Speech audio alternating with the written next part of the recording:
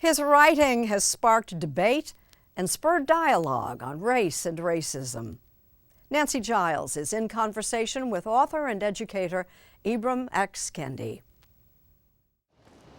We're at one of the most historic spaces for Black people in North America. We met Ibram X. Kendi along Boston's Black Heritage Trail. Abolitionists were gathering, and what kind of things were they discussing? They were discussing what was unheard of in the 19th century, which was a nation without slavery, the immediate emancipation of all enslaved people.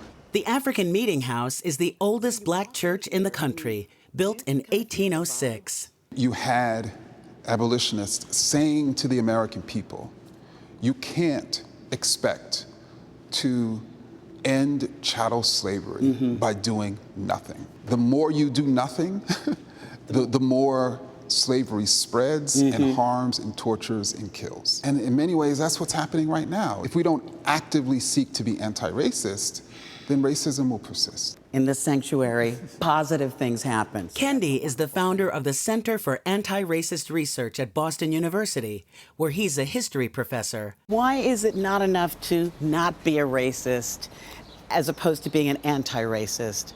Well, I think it's important for people to know the opposite of being racist is being anti-racist. Kendi has argued for being anti-racist in a series of best-selling books. No one is inherently racist or anti-racist.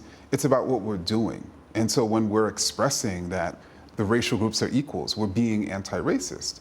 When we're supporting a policy that is leading to a racial disparity, we're being racist. You know, I'm encouraging people to constantly think about what are we doing or even not doing. Bigots, racists, like Ibram Kendi. His views have been polarizing, to say the least. How to be an anti-racist. His work was injected into the hearings for Supreme Court Justice Ketanji Brown Jackson. Anti-Racist Baby by Ibram Kendi. Courtesy of Senator Ted Cruz. One portion of the book says babies are taught to be racist or anti-racist. There is no neutrality. It is dangerous to tell the truth today. I would know.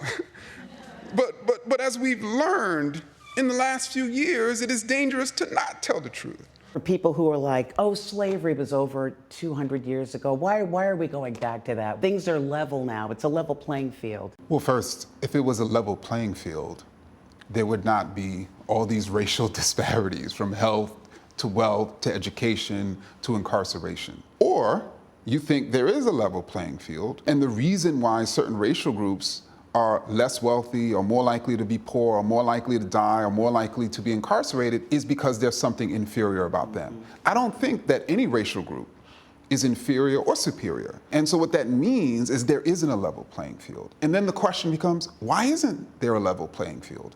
And you can't answer that question without talking about the present and the history of this country. And you can't talk about American history without talking about slavery. Kendi has 2 new books coming out aimed at children and parents. One is a takeoff on the classic book, Goodnight Moon. The moon sees all kids. Whoever they are. Whoever they are. His 6-year-old daughter, Imani, recorded the audiobook with some coaching from Dad. The moon delights. When every child falls asleep. When every child falls asleep. Including Imani? Including Imani. It's not a coincidence that racist ideas have spread across time and across humanity. The reason why they have is because they're simple. Dark is ugly. Light is good. Dark people are bad. Light people are smart. These are very simple ideas that even a 2 or 3 or 4-year-old can understand, and studies are showing that even preschool children are choosing who to play with based on skin color. The new books are being released as teaching about racism is under fire. I see our schools going down a dark path. With some states passing laws to take books out of schools that might make students uncomfortable. I think that arming our children with information is protective. Kendi is married to Dr. Sadiqa Kendi, a pediatric emergency room physician. that applies when it comes to arming them with understanding our history, like a true account of our history, helping them to learn about racism and about anti-racism.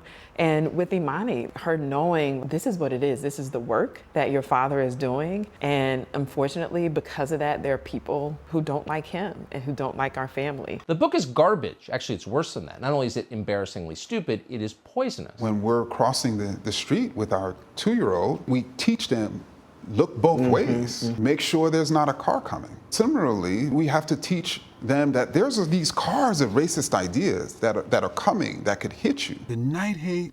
Good night, hate. Good night, hurt. With his daughter for inspiration, Ibram X. Kendi is looking back to history. Good night. Good night. And looking forward for generations to come.